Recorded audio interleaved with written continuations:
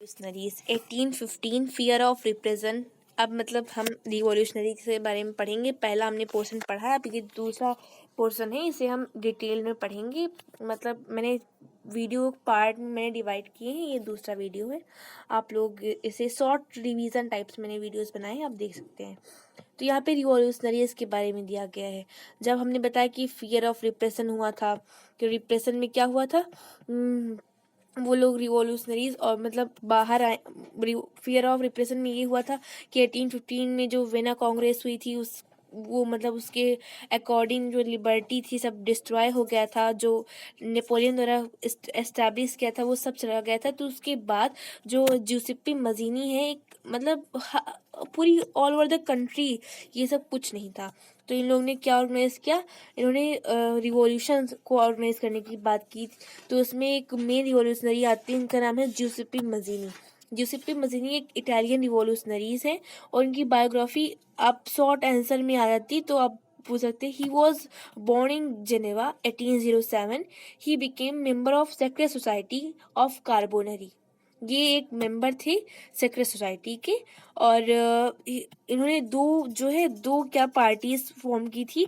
एक का नाम था यंग इटली मर्सलीज में और यंग यूरोप बर्न में। दो बहुत इंपॉर्टेंट है, इन्होंने दो सेक्रेट सोसाइटीज फॉर्म की। एक का नाम था यंग इटली जो मर्सलीज में और यंग यूरोप जो बर्न में। 1924 में he was sent into exile. Exile मतलब ये इन्होंने लिगुरिया कंट्री का नाम है।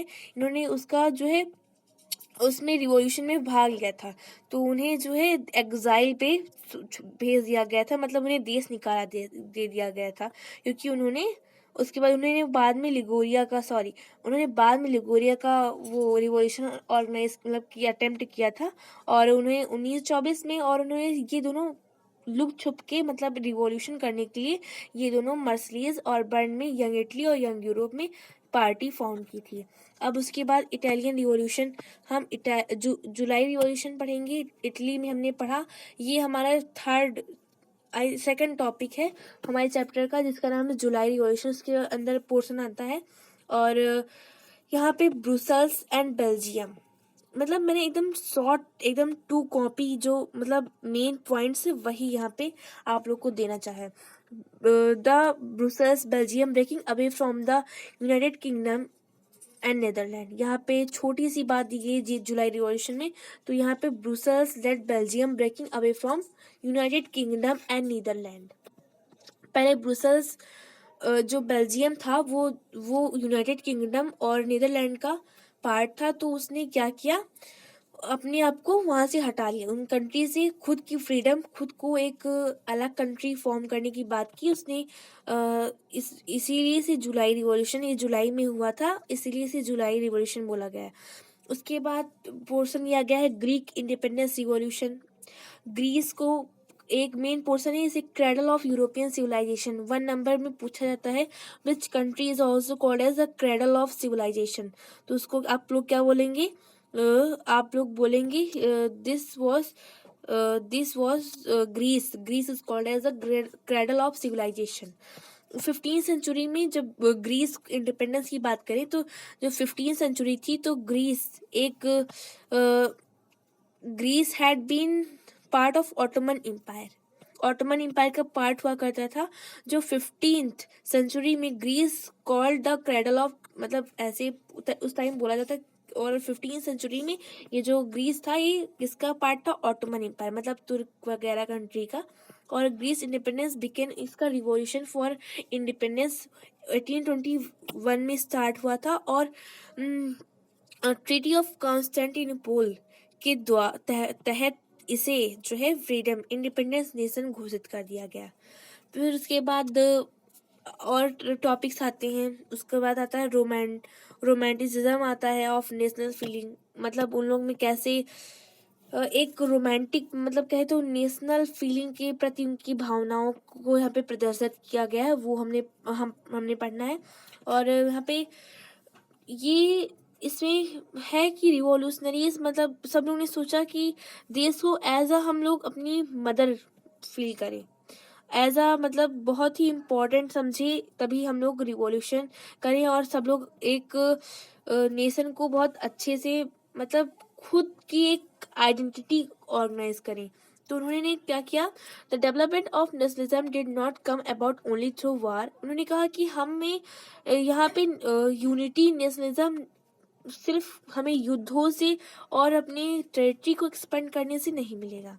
हमें अपने कल्चर, हम लोग का कल्चर एक इम्पॉर्टेंट रोल प्ले करेगा for the creating the idea of nation. ठीक है, फिर इसमें एक मेन है जिन्होंने इनके बारे में आता है जॉन गॉटफ्राइड हर्डर, एक रोमांटिक जर्मन फिलोसफर थे।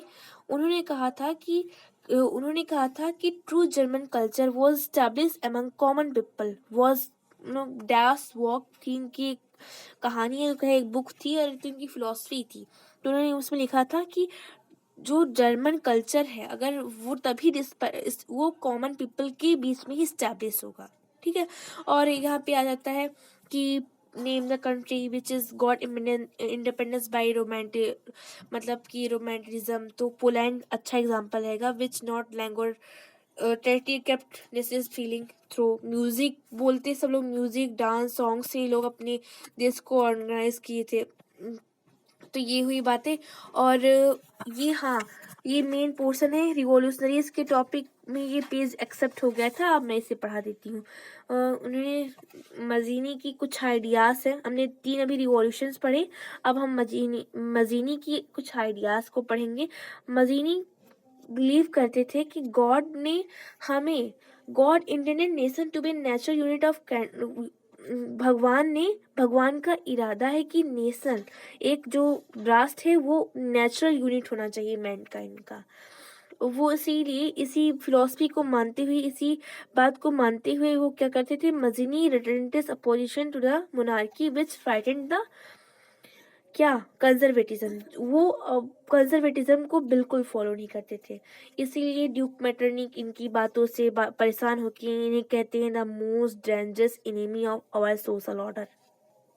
ठीक, अब भाई हमने रिवॉल्यूशनरीज के बारे में हमने पहले भी पढ़ा, तो अब उसके बारे में एज ऑफ रिवॉल्यूशनरीज पढ़ते हैं कि मतलब एज ऑफ रिवॉल्यूशनरीज के अंदर ग्रीक रिवॉल्यूशन, जुलाई रिवॉल्यूशन और ग्रीक वॉर ऑफ इंडिपेंडेंस, और एज ऑफ रिवॉल्यूशन के अंदर जितने भी टॉपिक हैं, romantic feeling, hunger and heart, ये इसी के अंदर के टॉपिक है, ये हम थोड़ा सा बता दे रहे हैं। एज ऑफ रिवॉल्यूशन में ये हमने अभी बताया कि जुलाई रिवॉल्यूशन मतलब एज ऑफ रिवॉल्यूशन को यहाँ पे 1830 से 1848 तक बात की गई है। और यहाँ पे first festival took place in France. हमने बताया पहले से मैं बताया कि सबसे पहले फ्रांस ही ऐसी कंट्री है जिसने डेमोक्रेसी की बात की, जिसने फ्रीडम की बात की, मतलब first country who talk about मतलब जहाँ से आइडिया डेवलप हुआ हम लोग के अंदर नेशनलिज्म का, और कहते हो डेमोक्रेटिक कंट्री फील करने का। वहाँ की बॉर्बन किंग हमने कहा था रिस्टोर कर दी गई 1815 में। उसके बाद वो जो है लिबरल रिवोल्यूशनरी इंस्टॉल कॉन्स्टिट्यूशन, उसके बाद उन लोगों ने उसको अपोज किया। तो वहाँ पे क्या हुआ कि लिबरल रिवोल्यूशनरीज, लिबरल मतलब कि क्या, लिबरल वो थे जो फ्रीडम चाहते थे, लिबरल मीन्स फ्री। तो उन्होंने liberal revolutionaries install constitution monarchy with Louis Philippe थे, उनको राजा बना दिया गया। और जो कॉन्स्टिट्यूशनल मोनार्क थे, कॉन्स्टिट्यूशनल मोनार्क वो होता है कि मतलब कॉन्स्टिट्यूशन भी वर्क करेगा और मोनार्की भी वर्क करेगी, मतलब कि monarchy is based on the constitution.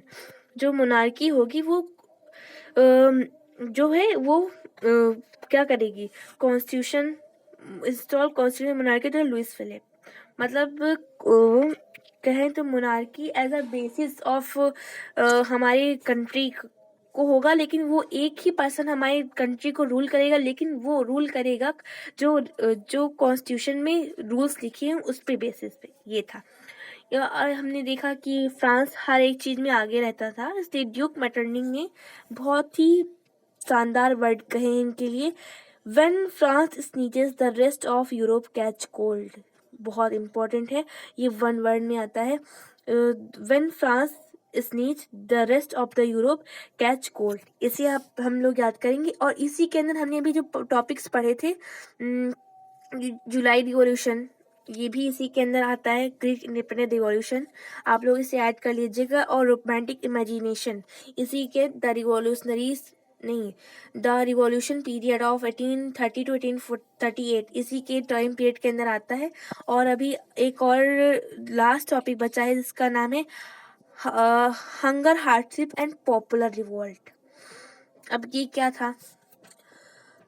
और हाँ, ये मैंने ऊपर लिखा है कि फ्रांस डिक्लेयर्ड रिपब्लिक ऑन 21 सितंबर 1792। ये वन वर्ड में पूछा जाता है, व्हेन फ्रांस गॉट फ्रीडम, तो फ्रांस डिक्लेयर रिपब्लिक 21 सितंबर 1792। ठीक है। और यहाँ पे अब हंगर, हार्डशिप और पॉपुलर रिवोल्ट के बारे में हम बात करेंगे। In 1830 were the year of the great economic hardship in Europe. The first half of 19th century saw an enormous increase in population all over the Europe. Europe में 1830s में बहुत ही ज़्यादा हंगर सिप आने लगी क्योंकि वहाँ की population बहुत ही ज़्यादा इंक्रीज हो चुकी थी। The first half of 19th century saw enormous increase in population रही। और यहाँ पे एक छोटी सी बात दी गई है, जो सिसिलिया कोई कंट्री है, उसने कंट्री नहीं कोई पार्ट है, सिसिलिया विलेज है, एक विलेज है, हैड बीन रिवॉल्टेड अगेंस्ट कॉन्ट्रैक्ट, मतलब कि जो कॉन्ट्रैक्ट में वर्क का मिलता था उन्होंने रिवॉल्यूशन किया। ये कोई इंपॉर्टेंट नहीं है बट हमने इंक्लूड कर दिया है। उसके बाद 1848 में फूड शॉर्टेज हुआ, widespread unemployment, population of Paris out to be, मतलब इतना ज़्यादा वहाँ पे कमी हो गई थी कि वहाँ की पॉपुलेशन रोड पे रहने लगी थी। Barricades for elected, Louis Philippe was about to flee, मतलब इतना ज़्यादा वहाँ पे कमी आ गई थी कि जो लुइस फिलिप थे वो जाना चाह रहे थे, वो इसे छोड़ना चाहते थे। फिर national assembly proclaim republic granted suffrage to adult male above 20। और वहाँ पे फिर इसी के दौरान क्या हुआ कि उन लोग को यूनिवर्सल सफरेज नहीं दी गई। वहाँ पे सिर्फ मेल एडल्ट थे जो 21 ईयर, उन्हें right to work, right to vote दिया गया और वहाँ की वुमेन्स को उन्हें वोटिंग राइट नहीं दी गई। ये था आज का इतना ही। और कुछ मिस्टेक्स हो गई थी आगे पीछे, वो आप लोग हैंडल कर लेना। बाय।